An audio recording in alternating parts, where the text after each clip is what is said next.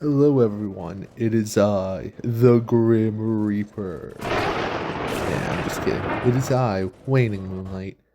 Bet you couldn't tell with my amazing costume I have on. Today, we're going to be doing Dark Souls 2 with only Scythe. I was trying to do like Halloween themed videos, so I was like doing a lot of Bloodborne runs. But my PlayStation was messing up and stopped recording videos and wouldn't tell me. So I had lost about 2 different runs completely. So to end October with a final Halloween video, we're doing Dark Souls 2 as the Grim Reaper, basically. Now, we have a +4 Scythe of Want, which you get from Nishandra. I chose this one just because I thought, there's no other time I would ever use this weapon in a run, so it'd be unique to try. And it's really weird, the distancing for it.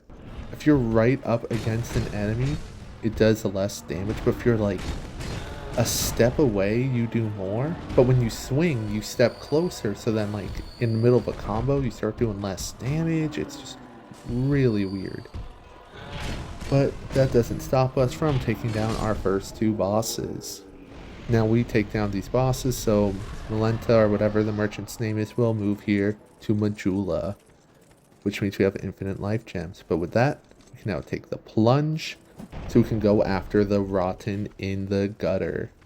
See, we need to get ourselves 2 million souls, because we're broke. And to get 2 million souls, the easiest way is to rob the rotten. Now, I'm a little out of practice and trying a new weapon type, but how bad can it go? Kinda bad. Yeah, this weapon's stamina cost is kinda outrageous.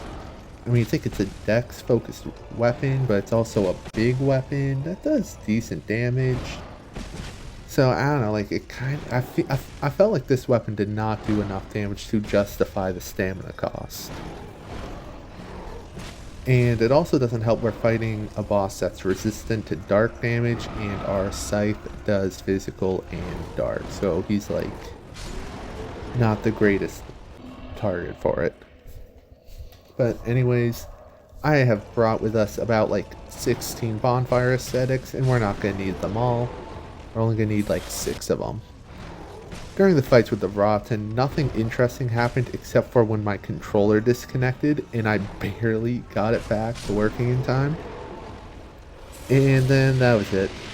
I fought this man 6 times, died about 15 times, and we get our 2 million souls, which means we can make it past the Shrine of Winter into Drangleic Castle. Now, while we explore Drangleic Castle, I want to take this quick moment to introduce you all to my dog Molly. Now see, Molly is a super genius dog. She loves to gamble away her life savings in poker. And what she also does is subscribe to my channel. So, I bet if you want to be smart like Molly, make sure you subscribe. I do Dark Souls content pretty much monthly.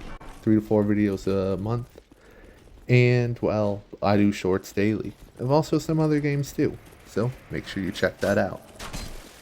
But anyways, this run was kind of flying by. I mean, you can tell by the video time, it's a shorter video than what I usually do. Maybe I'm just not used to being in New Game Plus. But luckily things don't always go smoothly. Even against the Dragon Riders, I face a defeat. But it's, second try's the charm, and that's what we need. But against the Looking Glass Knight, I felt like this was going to go 50-50. I really thought the weapon would bounce off his shield more. I've done runs with great swords where I'm on his right side, I swing, and it hits his shield on the other side of him, so it decides to bounce, which is crazy. Luckily, because I've practiced hitting the sweet spot with the scythe, which means I'm already a little bit back, I didn't bounce that much. Then when he summoned out his friend, they were actually pretty easy to dispatch. And on a one-on-one situation, honestly, the Looking Glass Knight kind of fell pretty easily. But this is when I thought the true pain of the run would begin, without any ranged options. we're gonna have to go in melee in the Shrine of Amana. And you know, I mean, we all know how the Shrine of Amana goes. We run in, we're confident we can make it through, but then we kind of get jumped by, you know, the 510, I don't even know what to call these guys. And then we get spammed by magic, and yeah, you know it. Luckily, I actually only died one time. I'm surprised I made it in the attempt I did. That is a sliver of health. Ooh. But we make it through all those guys so we can take on a singing frog, because apparently we're like anti-musician. I mean, I feel like it's a weird one to fight. Anyways, we're lucky that our weapon does not bounce. Even though it's like an overhead attack, it's not overhead enough to slam on his skin or his frog suit. I don't know what to call it. But look at him, actually, he's in a costume too, like we are. Ain't he festive? But anyways, once we kill this festive frog, we're allowed to go into the undead area, aka our homeland as the Grim Reaper. Here, we run into a imposter scythe wielder, wearing the hood and everything. He thinks he's me. And, well, originally I was going to show the faker what's what, but apparently he's better than me. And I forgot to cut that out. But anyways, I make my way through and it's time to challenge Bell's stat. Now this fight was one I was semi-worried about. Because I thought he would be more damage resistant. Because, you know, this is a dark weapon. He does dark damage. As you can see, he's pretty strong as well on New Game Plus. He killed me my first 2 attempts pretty quickly, so I guess the fear was decently warranted. But I was just learning the spacing again. And when I got it down, things went pretty easily, actually. Though our damage was still barely in the 100s, we took him down. So, as per usual, I run towards the wrong fog gate, then towards Fendrick to grab the King's Ring. Now, we're going to do my favorite fight in the game, because we can do a little cheese.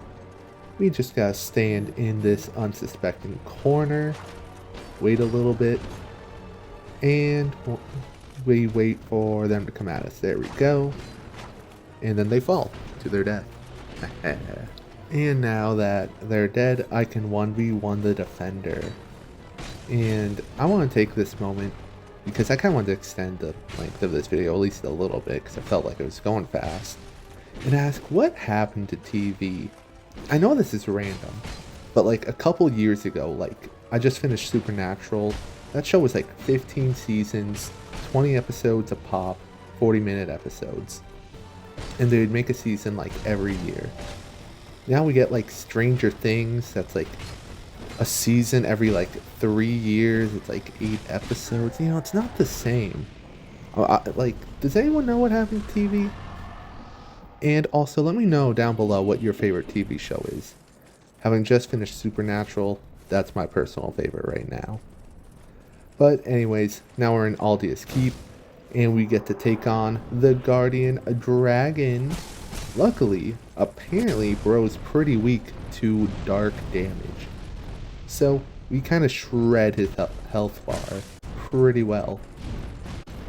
I tried to see if a headshot would do extra damage, and it didn't really look like it. So, we kind of wait him out. I bait out the Fire Breath for the final combo of swipes. And he goes down. Now, taking out the Guardian Dragon was important, because we can burn a bonfire aesthetic, and then run around to quickly grab this Petrified Dragon Bone, and then this one right here. Because if you remember earlier, I had mentioned our weapon's at +4. And now it's at +5. These were the only ones I knew where they were, so kind of waited till then. But now we can go take on the Giant Lord. I popped the Bright Bug, and our new weapon is doing pretty good damage. I gotta say, this bro went down as if he got hit by a razor scooter to the shin. But anyways, As we go to fight Nishandra, I like to always wrap up this run with my final thoughts, and I gotta say, the scythes are kinda bad. Or at the very least, this one was. I was kind of expecting a special ability from it, because, I mean, after all, it's a weapon from the final boss. You expect it to be cool. And it's just kinda okay. The damage, I feel like it's not worth its stamina cost.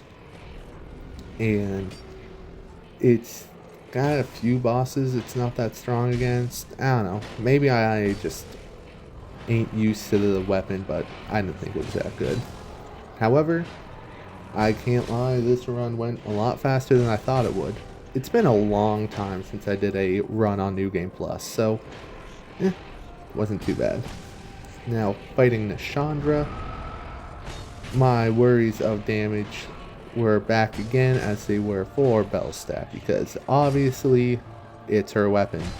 She's going to be pretty immune to dark damage. However, thanks to the Bright Bug, which I also foresight? I don't know.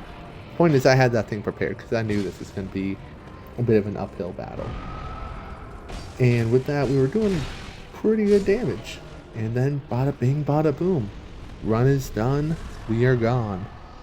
Thank you all so much for watching this video. If you enjoyed it, I hope you have a wonderful Halloween. Let me know down below what you're going to be for Halloween if you're going out. Make sure you like and subscribe if you want to see more of me, and have a good rest of your day. Peace.